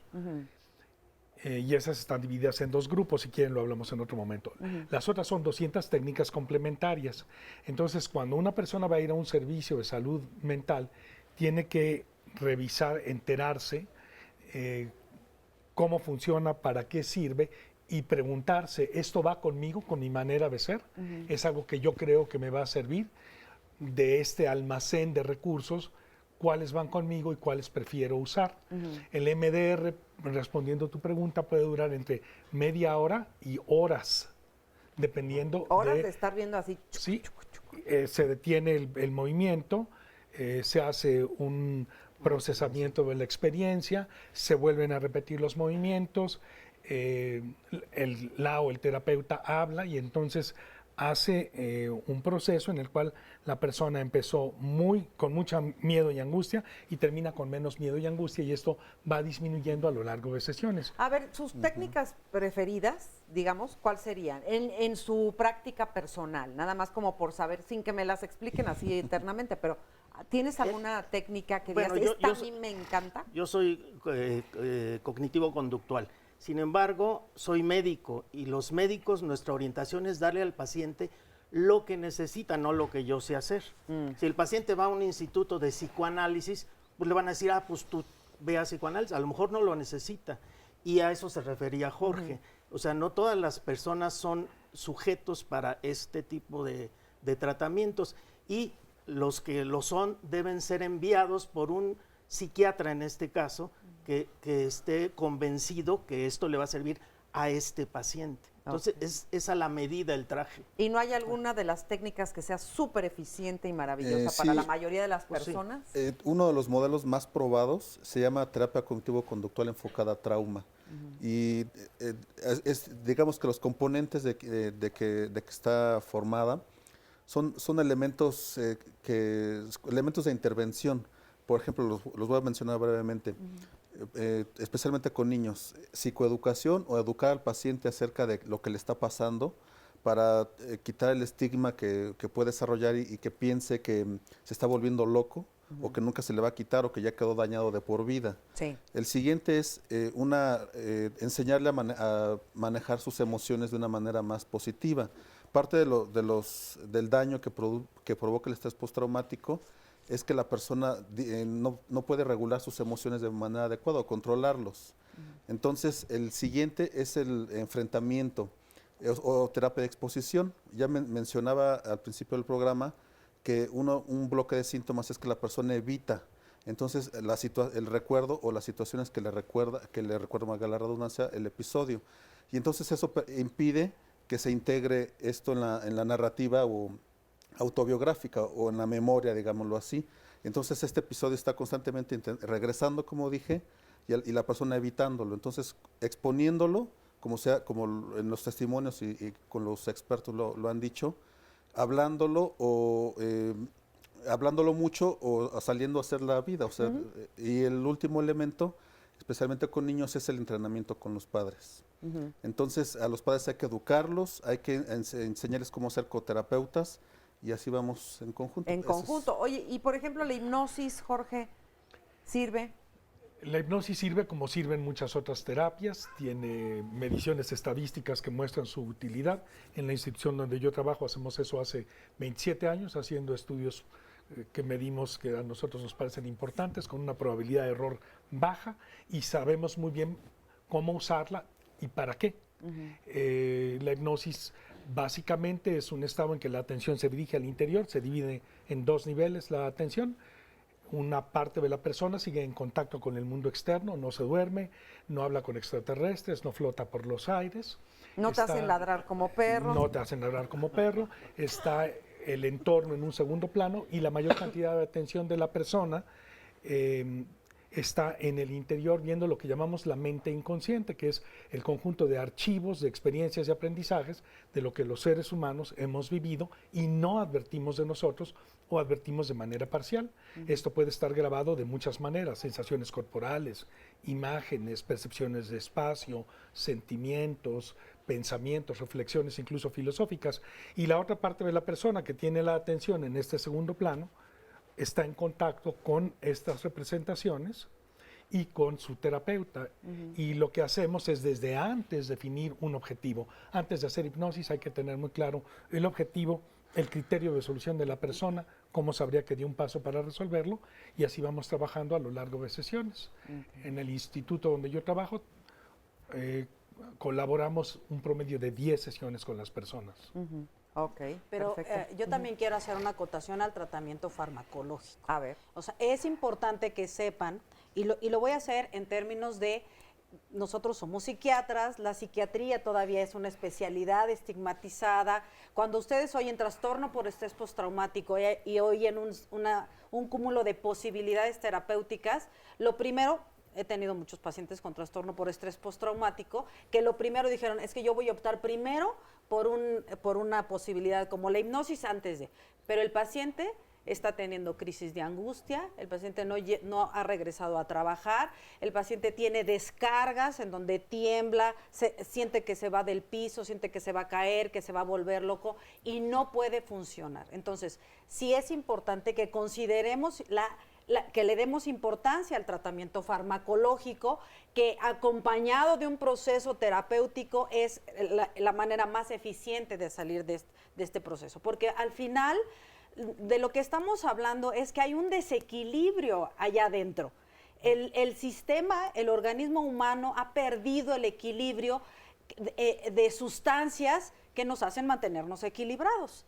Entonces, tenemos que regresar al equilibrio de esas sustancias por medio de procesos químicos, farmacológicos, y al mismo tiempo echando mano de procesos terapéuticos. Eso es muy importante considerarlo. Y por un tiempo, tampoco es como que por toda tu vida. Y por un tiempo, pero nosotros no sabemos cuánto. No, bueno, es que, perdón, es que me parece fundamental lo que dice Esmeralda.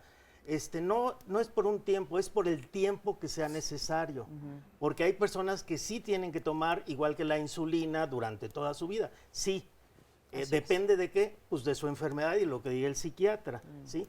Pero cada que he tenido la oportunidad de estar en este programa, siempre aprovecho para decir lo mismo. Los psicofármacos, me refiero a los antidepresivos, los ansiolíticos, no causan adicción. Hay que decirlo y hay que repetirlo muchas veces. Lo único que hay que hacer es tener un buen coach, o sea, tener un psiquiatra, un médico que lo esté regulando. Son maravillosos, es casi magia, la magia moderna, son los medicamentos. Cada día encontramos más aplicaciones. No es la panacea.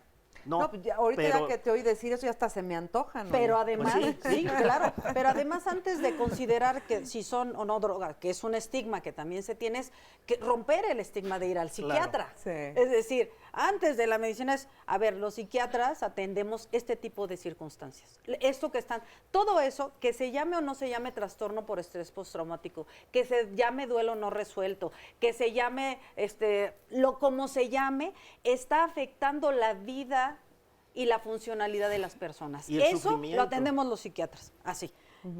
O sea, los psiquiatras no atendemos locos, atendemos personas que están sufriendo. Exacto. Y que ese sufrimiento les está evitando vivir una vida funcional.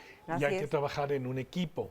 Por supuesto. Un equipo donde estén psicólogas, psicólogos, terapeutas, por supuesto. Terapeutas. Un hipnoterapeuta. Exacto. Un cognitivo familiar y una respuesta social. Yo quiero brevemente destacar, muy brevemente, que la respuesta social es tan importante como todo lo demás que hemos estado diciendo. ¿Qué quiere decir la respuesta social? Por ejemplo, la cultura de género.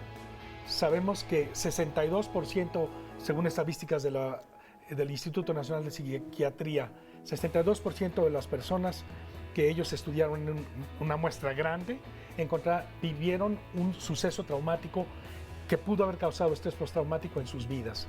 Espérate ahí, ahorita me platicas de esas estadísticas porque suenan muy interesantes. Claro. Vamos rapidísimo, una pausa y regresamos a seguir comentándolo. No se vaya, llámenos a nuestros números telefónicos o comuníquese a través de las redes sociales.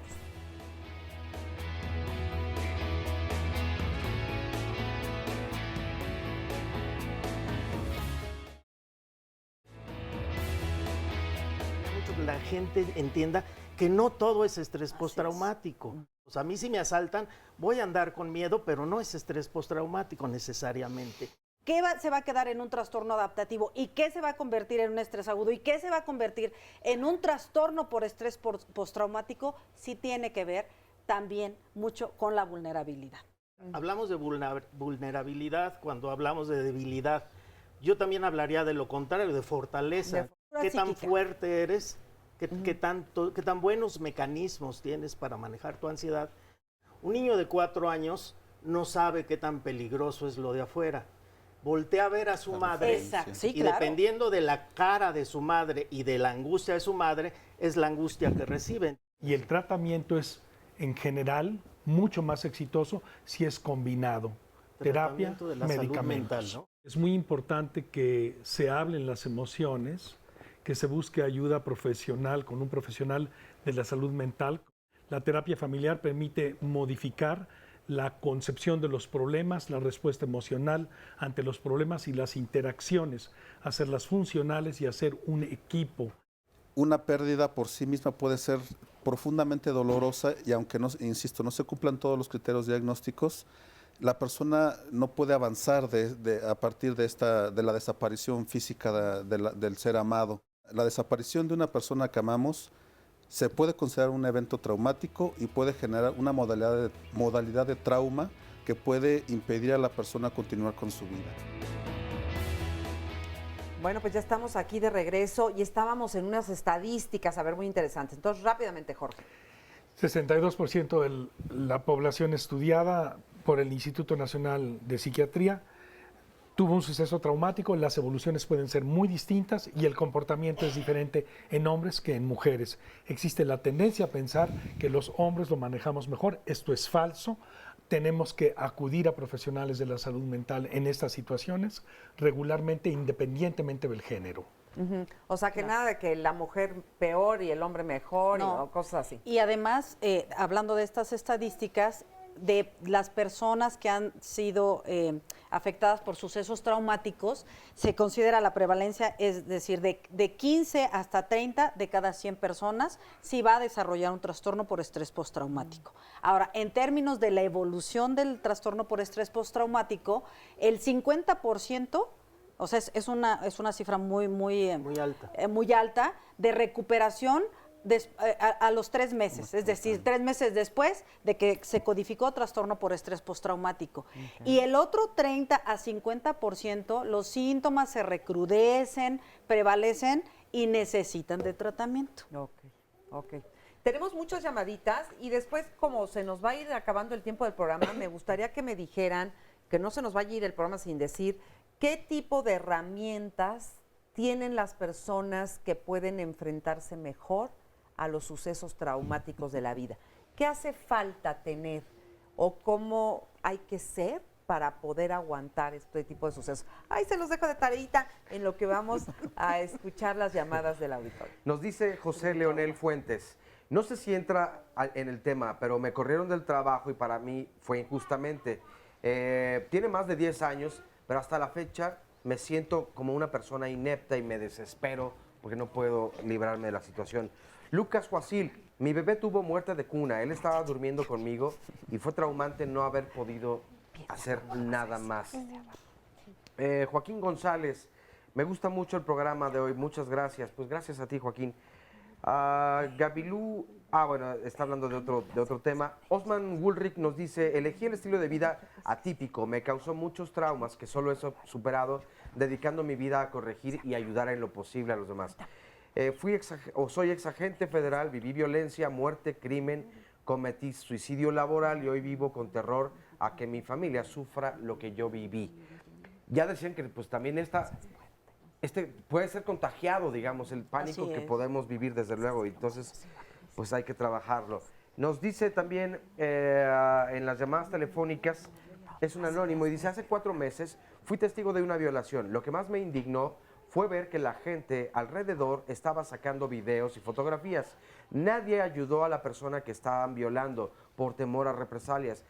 No pude ir a buscar ayuda. Aún veo a las personas que violaron a esta chica y hasta ahora me doy cuenta lo traumático que fue ese incidente en mi vida. Javier Rojas, ¿Cuál es la diferencia entre un trauma mental y un trauma emocional? Mencionan que hay traumas que no se pueden sanar. ¿Estos pueden pasar de generación en generación? Perla, cuando iba a cumplir 17 años tuve que viajar a Acapulco. Llegué por la noche, mi mamá no pudo ir por mí, por lo que tomé un taxi y se desvió. El tipo me agredió físicamente, me violó, me propuso que me quedara con él y se me ocurrió convencerlo de ir por mis cosas a la terminal. Aceptó. Me bajé, amenacé con denunciarlo y huyó. Como pude, llegué a la casa de mis amistades. Esta situación no la comenté a mi mamá. A partir de ese momento se me complicó relacionarme con el sexo masculino. Posteriormente me casé y poco a poco, con el cariño de mi esposo y con ayuda de un especialista, ahora ayudo a mujeres que han pasado por una violación a través de una asociación. Pues maravillosa labor. Salvador Zamudio, tengo 70 años y 72 años de que me jubilé. Vivo solo. Y me jubilé, supongo, más bien. Soy minusválido, o bueno, diría yo, una persona que vive con discapacidad. Muchas veces se siente mal, pero es como estrés, pero pienso que es por mi jubilación. Ahora no salgo para nada por un accidente, quedé así y se me desgastó el hueso de la cadera. Y si es un trauma, porque los doctores me dicen que tengo que bajar de peso para operarme, ¿no? Mínimo 30 kilogramos y eso me irrita y hace que me irrite de absolutamente todo. Ros Quirós, a mis 16 años mi papá fue víctima de un asalto. Recibió un disparo de arma de fuego en la cabeza. A raíz de esto mi mamá se fue y nos dejó a cargo de mi padre, el cual quedó en cama de por vida por una hemiplegia. A 3 hijos menores de edad y 2 mayores, una de 18 y 19 años. Esto desintegró totalmente a la familia. Yo sentía mucho rencor hacia ella. A raíz de ello mi padre ha estado de un lado a otro, ya que mi madre se fue con otras personas, otras parejas. Esto es totalmente devastador. Actualmente tengo 36 años y un hijo de 15, el cual es mi mayor adoración y nunca dejaría por nada ni nadie. Sé que algún día se irá, obviamente, y estoy consciente, a pesar de que he asistido a muchas terapias psicológicas, siento que aún no he superado esta situación. Gracias por su atención. Bueno, parte de los muchos comentarios que tenemos, y yo nada más añadiría un comentario o una pregunta de esta mujer que vivió un hecho, pues la violación evidentemente es muy traumático, y ayudar a otras personas que han vivido la misma situación, que tanto puede ayudarnos a nosotros mismos, ¿no? Maravilloso, ¿no? Porque es una manera de trascender el dolor, de trascender la angustia, de hacer algo positivo con lo negativo. Esa es la resiliencia de la que hablábamos también, ¿no? Transformar aquello doloroso en algo que le haga bien a alguien más. Yo creo que esa es una de las formas más sanadoras que existen para cualquier tipo de cosas en la vida. ¿Cómo estás? Bien. Ok, bien, trato de estar bien. Cuéntame tu circunstancia. Bueno, hace 3 años un sobrino mío se suicidó. A mí me tocó la etapa fuerte de ir con mi hermana a reconocer el cuerpo.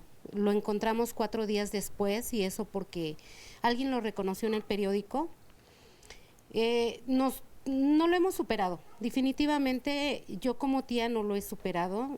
No lo hablo con mi hermana, con mis sobrinos, porque no sé cómo manejarlo, porque yo realmente he estado en el hoyo, ¿no? ¿Qué te pasa a ti? Tengo mucha ansiedad, mucha tristeza, el coraje, el sentimiento de culpabilidad de que no hicimos nada por él, que no pudimos ayudarlo. Aparte de eso, lo esperamos todavía. Yo veo a mi hermana, a mis sobrinos, a mis hijos muy mal y no sé cómo ayudarlos porque ni siquiera yo puedo. En octubre fue su cumpleaños y a los 8 días él se mata. Yo tiene muy poquito tiempo. Hace 3 años. Hace como mes y medio, yendo a trabajar en el metro, veo a un muchacho igual. Me fui a trabajar y regreso y lo veo dormido en el suelo y me recuerda tanto el momento cuando lo vi. Recuerdo el olor del anfiteatro y lo doloroso que fue. Empecé a tener una crisis de dolor de cabeza horrible. Horrible, yo podía tomar hasta 8 pastillas de ketorolaco, ibuprofeno y todo y nada me quitaba el dolor más que 10, 15 minutos. Voy al doctor y me dicen, ya hasta se molestan porque me dicen que yo le eché ganas, que me vuelva conchuda. como si yo quisiera sentirme así. El Gracias. échale ganas que tanto daño hace en lugar de tanto O de sea, beneficiar. ¿cómo? Pues si yo no quiero sentirme así. Y me dieron pastillas muy fuertes. Ya no podía ir a trabajar porque me mantienen mareada, casi dormida. Pasan semanas y sigues igual. Y no puedo salir. Y lo que estás es desesperada por encontrar ayuda, me imagino. Exactamente. A ver, Esmeralda, rápidamente. Esta es una muestra clara de que las circunstancias como la que nos está contando, ¿cómo te llamas? Silvia, no pueden ser manejadas por la buena voluntad de nosotros o con buenas intenciones. Es decir, tú claramente te estás percatando que no tienes ya los elementos para salir adelante sola. Necesitas atención especializada. Desconozco, porque no lo dijiste, quién te está dando esos medicamentos, pero es importante que sepas que el tratamiento tiene que ser complementario. ¿Por qué? Porque necesitas hablar de eso, porque creo que todos necesitan hablar de eso en tu familia, porque es tan doloroso que todos lo esconden, todos no quieren que se enteren los demás de lo que están sintiendo y sin embargo todos saben que están sufriendo y no lo hablan. Creo que es importante y es el momento de que tomes la decisión de buscar ayuda profesional de tipo terapéutico, complementario, Silvia, porque los medicamentos, que quién sabe qué sea que te estén dando, no están siendo suficientes. Necesitas abrir ese evento que no te permite trascender el duelo. Así es. Muchas gracias, Esmeralda. Gracias. Muchas gracias a ti, gracias por compartirlo. Estamos aquí con Diana también. Rápidamente, Diana me comentaba, Marisa, yo he tenido todo tipo de circunstancias de estrés. Sí, A ver. la muerte repentina de mi padre, asaltos, secuestro express, la separación con mi sobrina, y lo que me ha ayudado a mí es eso, abrirlo, decir lo que me duele, enfrentarlo, tratar de hacer redes sociales para evitar los secuestros, para evitar pues sí, los traumas que conllevan. Y me ha servido leer, estar aquí y decírselos es para mí importante porque siento que eso me sana. Tener una actitud como propositiva, ¿no? Exacto. Hacia adelante. Sí, sí, realmente sí, eso ayuda mucho, el bailar, el cantar, el enfrentarlo, el saber que existe el secuestro express, el saber que existe la muerte, que es algo real, que nadie nos vamos a quedar aquí. Y que yo he aprendido a decir, pues para honrar a mi padre, tengo que levantarme día a día y salir adelante. Claro. Muchas gracias por compartirlo, Diana. Gracias. Muchas gracias. Vamos para allá con ustedes con la pregunta que les hice. ¿Qué herramientas se tienen que tener? ¿Qué hace falta? ¿Qué podemos hacer? Entendemos que, bueno, pues que cada circunstancia es distinta, pero ¿qué se puede hacer para ser un poco más fuertes? ¿Hay alguna forma de crear templanza en las personas, de crear fortaleza en las personas? A ver, vamos por allá. ¿Quién quiere empezar? Tú, Enrique. A ver, Enrique. Sí, mira, yo creo que debemos aceptar que nosotros somos víctimas. Cuando somos niños somos víctimas del entorno que nos tocó. Somos víctimas pues, de nuestros padres, de las circunstancias. de cómo nos educan. Sí. Somos víctimas de la sociedad, de vivir en un país como o cualquier otro, ¿no? Entonces, de esa forma, yo podría decir, bueno, si mejoran las condiciones sociales, pero eso es algo que no va a suceder. Sí, eso es utópico. Lo que sí podemos hacer es lo que comentaba nuestro colega panelista, es, por ejemplo, la psicoeducación, Miguel Marín. La psicoeducación, o sea, enterarnos de todo esto, como decía una de nuestras compañeras, hablar de esto y saber de esto ayuda mucho. Entonces, una cosa que podemos hacer es esa. Y la otra, que es muy importante, es la espiritualidad. O sea, tener fe, tener una creencia, tener algo de qué tomarse, que la mayoría de la gente lo tenemos de una o de otra forma, eso también ayuda mucho. Y bueno, acercarse a los que saben, a los expertos, cuando existe algún problema. Ahí me quedaría. A ver, Jorge. El inmediato poder que tenemos es comunidad. Si uno no cree en un poder superior, el poder superior son las personas con las que convivo. Entonces hay ¿Qué personas les va mejor? Las que tienen capacidad de reconocer que tienen un problema, buscar ayuda y capacitarse personalmente en el conocimiento de sí mismas o de sí mismos, en el manejo de sus emociones, actitudes y comportamientos, pudiéndose decir lo que se les está dificultando para hacer algo que es transformar el malestar en bienestar. Es decir, el malestar es la materia prima del bienestar. Nunca luchamos más por estar bien como cuando estamos mal. Y si uno revisa su historia y ve todo lo que trascendió, como comentaba Enrique, y se educa, como decía Miguel, uno puede saber, tengo que ir con la doctora Esmeralda ahorita, tengo que medicarme, tengo que entender. Y hay servicios públicos muy útiles en este sentido y también servicios privados. Otro fundamental punto es hacer ejercicio físico, no el que se me ocurra, uno que esté suficientemente bien programado, medido. Y ¿a qué te refieres con programado, medido? no todo el mundo puede hacer cualquier ejercicio físico. físico. No me puedo ir a caminar todos los días a los viveros de Coyoacán. Primero me veo con mi médico me dice puedes hacer este ejercicio. Si voy a caminar, pues caminar en un lugar seguro. Y otra cosa muy importante es nutrir mi mente y mis emociones. Tengo que leer, estudiar, informarme. Así me va mejor. Yo creo... Quedan pocos minutitos. Es importante que reconozcamos lo que cada uno de ustedes, de quienes han hablado, han tomado como un obstáculo para salir del asunto. Si nosotros no somos capaces de reconocer nuestras emociones con nuestros hijos, no les vamos a ayudar a generar templanza, a desarrollarla. Si yo estoy triste porque mi sobrino se suicidó y no supe ayudarlo, y mi hijo me pregunta, mamá, ¿estás triste? Sí, sí estoy triste. Estaba pensando que me siento muy culpable porque no supe ayudar a mi...